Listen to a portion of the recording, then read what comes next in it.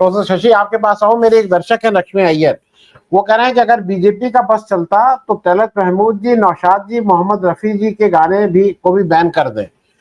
दिक्कत क्या है कि भारत के पहले 1000 गाने निकाल लीजिए या 5000 गाने निकालिए, बेस्ट गाने, उसमें बिना जाने मैं बोल रहा हूँ 90% में या तो मुस्लिम ने लिखा है या मुस्लिम ने संगीत दिया है या मुस्लिम ने गाया है।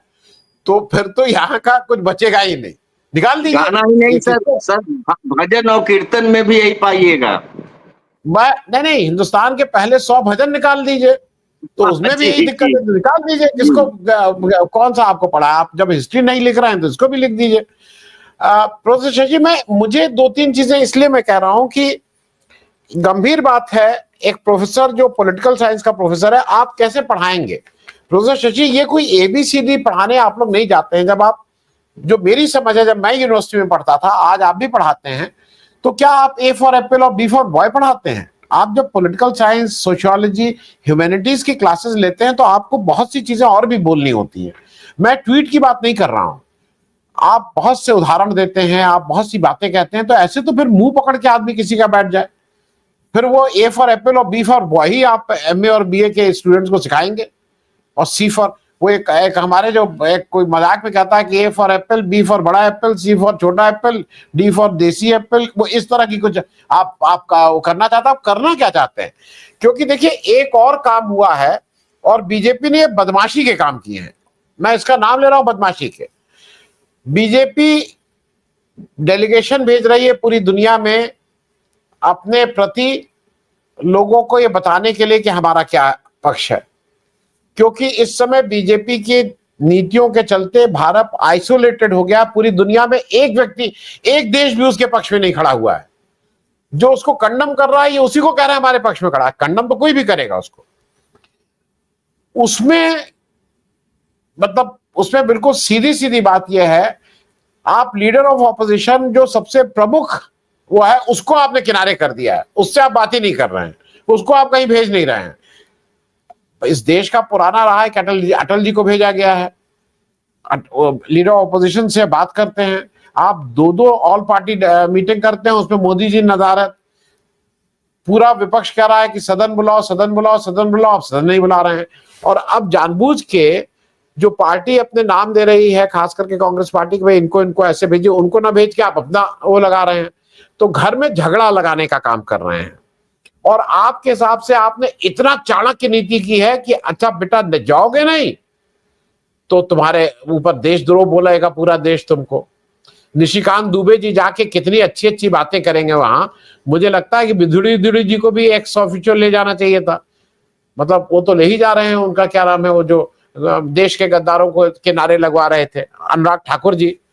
तो इस तरह के जितने गाली गलौज वाले हैं, यही अगर मैं इसलिए पूछ रहा हूं एसएसपी सिंह साहब कि जो मुख्य मुद्दे हैं उसको पीछे करने के लिए क्या ये किया गया? एक, और क्या ये संभव है कि अब प्रोफेसर लोगों को बहुत ही गार्डेड होकर पढ़ाना पड़ेगा यूनिवर्सिटी के क्लासेस में भी? क्योंकि अगर वो कहीं इधर उधर करेंगे, और खास करके हरियाणा या डबल इंजन सरकार के राज्यों में, तो उनको तुरंत अब जेल में डाला जाएगा, वो भी पुलिस कस्टडी में दिया जाएगा, जुडिशियल रिमांड पे नहीं। प्रोफेसर शशि,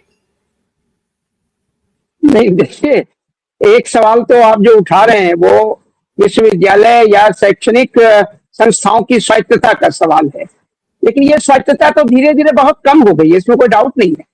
अभी एक उदाहरण से मैं अपनी बात आपको बताऊं कि दिल्ली विश्वविद्यालय में 1-2 कॉलेज के प्रिंसिपल ने ये विद्यार्थियों को और शिक्षकों को कहा कि वाइस चांसलर ने जो ट्वीट किया है ऑपरेशन सिंदूर के विषय में, उसे आप लाइक भी करें और लाइक करने के बाद उसको फिर रीट्वीट भी करें। तो आप सोच लीजिए कि विश्वविद्यालय की अपनी क्या स्वायत्तता बची हुई है।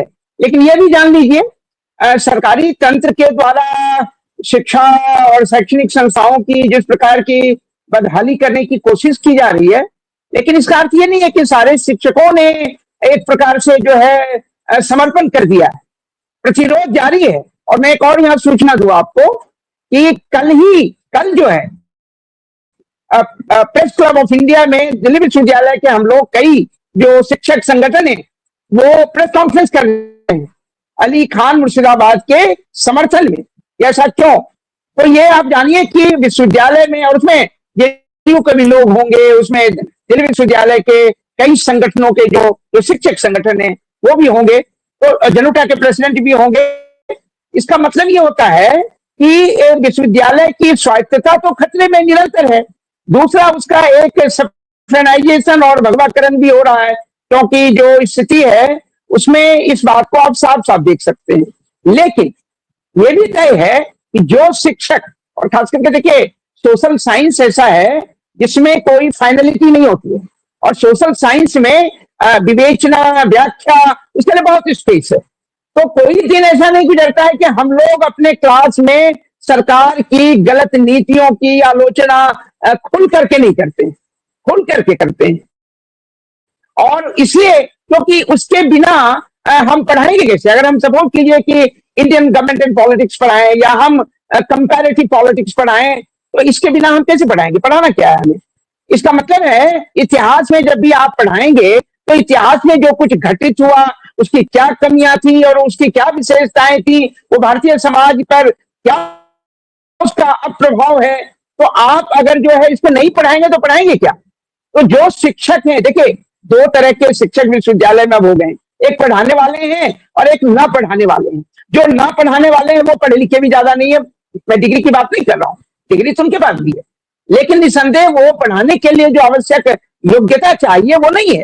तो उसके कारण वो क्या पढ़ाएंगे या क्या पढ़ाते होंगे वो अलग सवाल है। लेकिन जो पढ़ाने वाले हैं आज भी उसी अंदाज में पढ़ा भी रहे हैं, खुल करके लिख भी रहे हैं, और ऐसी तमाम कोशिशों का निरंतर विरोध भी कर रहे हैं। जैसे मैंने आपसे इसीलिए कहा कि प्रेस कॉन्फ्रेंस कल प्रेस क्लब में होने जा रहा है 3 से 5, और वहां पे डॉक्टर अली खान जो महमूदाबाद हैं उनके समर्थन में, उसके पहले देखिए 1200 शिक्षकों, पत्रकारों, वकीलों और तमाम हम लोगों ने एक सिग्नेचर कैंपेन चलाया इनके समर्थन में। ये गलत हो रहा है, वो भी ऑलरेडी जो है भेजा जा चुका है। इसका मतलब है कि राज्य के द्वारा या राज्य पर जो शक्तियां आज हैं उनकी तमाम कोशिशों के बावजूद भारतीय समाज मरा नहीं है।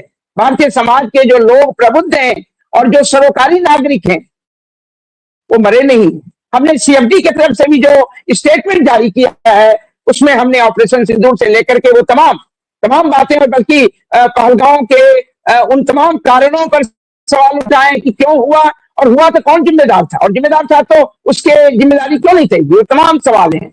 हमने उस समय भी पुलवामा पे जो कुछ हुआ था 19 में, हमने प्रेस क्लब में जो है वो हम लोगों ने कई संगठनों ने मिलकर के प्रेस क्लब में वो प्रेस कॉन्फ्रेंस किया था। इसका मतलब है कि समाज की जो वो शक्तियां जो भारतीय संविधान में विश्वास करती हैं, जो भारत में रूल ऑफ लॉ को चाहती हैं, जो जनतंत्र को मजबूत करना चाहती है, जो नागरिक स्वतंत्रता को मजबूत करना चाहती है, उसकी सुरक्षा चाहती है, वो भी सक्रिय है। ये अलग बात है कि धीरे धीरे जो है धर्म के नाम पे जिस प्रकार का एक नशा लोगों के मस्तिष्क में डाला गया, अपने कुंभ को भी देखा होगा और तमाम, तो इसका अर्थ ये होता है कि वो कोशिश भी जारी है, और वो कोशिश सत्तारूढ़ पार्टी के द्वारा और वो तमाम शक्तियों के द्वारा जो सत्ता के साथ हैं। तो इसका मतलब होता है कि ये कोशिश है, और यही कारण है कि इस तरह की भी कोशिशें हो रही है। और ये सवाल बार बार उठेगा कि भाई जो लेख है, लेख में आप लेख को पढ़िए, 4 पैराग्राफ तो बिल्कुल जो है पाकिस्तान के खिलाफ, और हिंदुस्तान ने किस प्रकार से जो है ऑपरेशन सिंदूर के द्वारा जो कहा है कि अगर तुम आतंकवादी घटनाएं करते हो और अपने आतंकवादियों को संभाल नहीं पाते हो, हम उसका जवाब जो है युद्ध के द्वारा या जो भी उसकी कार्रवाई होगी, जो ऑपरेशन सिंदूर उसका एक प्रतीक है। तो आप उसके बाद भी देखिए वो तमाम कारण उठाते हुए और अंत में जय हिंद लिखा हुआ है। तो अब सवाल ये उठता है कि ये तो जय हिंद का भी अपमान है। फिर उन्होंने, चूंकि बौद्धिक व्यक्ति देखिए जब भी कोई सवाल उठाएगा तो युद्ध के खिलाफ भी बोलेगा ही। हम लोगों ने युद्ध का निरंतर जो विरोध किया है, तो जो बौद्धिक है वो तो युद्ध के ऊपर सवाल उठाएगा कि युद्ध की विभीषिका क्या होती है। जो युद्ध को नहीं भोगते हैं उस चीज को महसूस नहीं कर सकते हैं, और इसीलिए, और फिर युद्ध में फायदा किसको होता है वो बातें भी हैं। और भारतीय समाज की जो परिस्थितियां जिस प्रकार की बनती जा रही है, देखिए आर्मी ने जिस प्रकार से कहा कि इंडिया, ये दोनों जो हमारी जो है वो विंग कमांडर और जो कर्नल सोफिया, इन लोगों ने कैसे खुल करके कहा कि इंडिया जो है एक सेक्युलर नेशन है, और उसी सेक्युलर नेशन की उस विविधता को दर्शाने के लिए वो कर्नल सोफिया भी हैं, व्योमिका सिंह भी हैं, और ये बात इन्होंने भी इशारा किया है कि अभी भी ये जो है वो अभी खत्म नहीं हुआ है। ये डायवर्सिटी में जो यूनिटी वाली बात है उसका रिफ्लेक्शन है। तो इसका मतलब है बात चुभी कहां, सवाल वहां उठता है। बात वहां चुप गई कि इन्होंने कैसे कहा कि मॉब लिंचिंग या बुलडोजर या तमाम जो ऐसी घटनाएं होती हैं जिसमें माइनॉरिटी विक्टिम बनाए जाते हैं, तो माइनॉरिटी जगह विक्टिम बनाए जाते हैं, तो निसंदेह ये बात चुप गई। क्यों? देखिए, कहते हैं कि चोर के दादी में तिनका, वो चोरते हैं, कर रहे हैं इस तरह की हरकतें भारतीय समाज में, और ये घटनाएं निरंतर घटित हो रही हैं। और ये भी तय है कि अभी बहुत कुछ लिखा गया, ऑपरेशन सिंदूर पर भी सवाल उठे हैं और बहुत लेकिन आप कुछ खास लोगों को ही इंगित क्यों करते हैं, कुछ खास लोगों को ही निशाने पर क्यों लेते हैं, और वो निशाने पे साथ लेते समय वो मुस्लिम माइनॉरिटी अगर है तो ये सॉफ्ट टारगेट हो गया। तो भारतीय समाज का या भारतीय राज्य का, खास करके भारतीय राज्य का जो ये चरित्र बदला है, जो बहुमतवादी मेजॉरिटेरियन जो बना है उसका चरित्र, उसका रिफ्लेक्शन है। लेकिन ये भी तय है कि डॉक्टर अली खान महमूदाबाद के समर्थन में आप देखिए 1200 जो लोगों ने जो है सिग्नेचर कैंपेन किया, या जो कल प्रेस कॉन्फ्रेंस हो, या तमाम जो है पत्र पत्रिकाएं और सोशल मीडिया, उसमें जो समर्थन है वो तो मुसलमानों का समर्थन नहीं है, वो सबका समर्थन है। और उनका समर्थन है जो इस देश के संविधान की चिंता करते हैं, जो इस देश में नागरिक स्वतंत्रता की चिंता करते हैं, और नागरिक समानता और एक धर्मनिरपेक्ष लोकतांत्रिक व्यवस्था का समर्थन करते हैं। तो इसका मतलब है कि शिक्षकों पर कोशिश हो रही है, मैं बार बार आपसे कर रहा हूं, ये लगातार कोशिश है, इतिहास को बदलने की कोशिश, पाठ्यक्रमों को बदलने की कोशिश, ये तमाम कोशिशें हो रही हैं।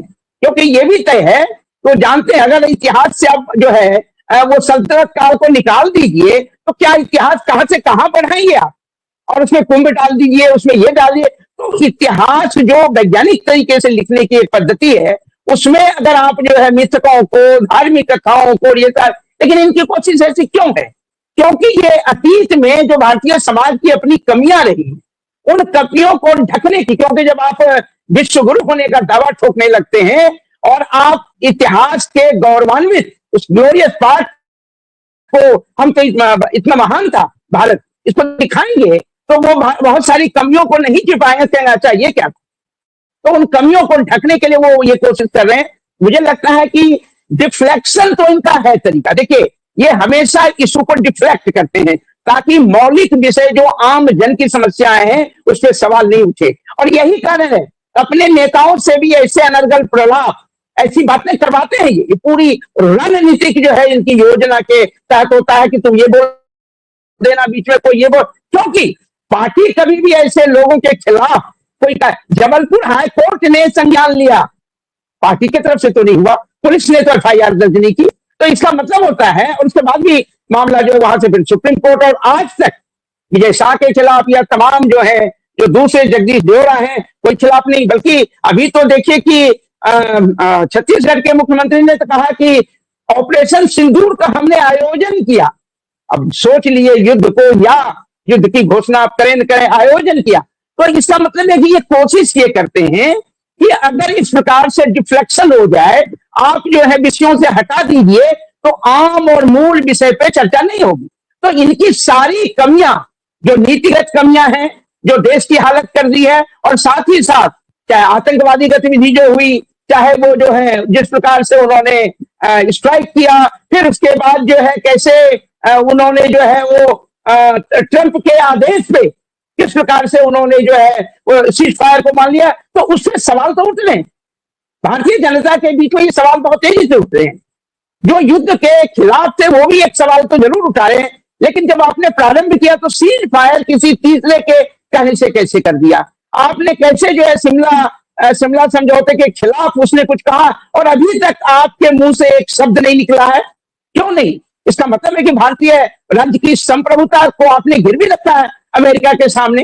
वो कह रहा है कि हमने व्यापार की धमकी दी, अरे व्यापार की धमकी दी, और दूसरी तरफ जो है आप देखिए कि किस प्रकार से एप्पल के CEO को कहा कि नहीं, भारत में नहीं करोगे, भारत में नहीं करोगे। तो इसका मतलब है कि जो अंतर्राष्ट्रीय व्यापार की जो पद्धतियां हैं, WTO और तमाम, उसके खिलाफ भी अमेरिका जो है दादागिरी कर रहा है। और भारतीय नेतृत्व से, भारत की लीडरशिप से, भारत के सरकार से एक शब्द नहीं निकल रहा है। ये सवाल तो उठाएंगे, और ये सवाल कौन उठाएगा?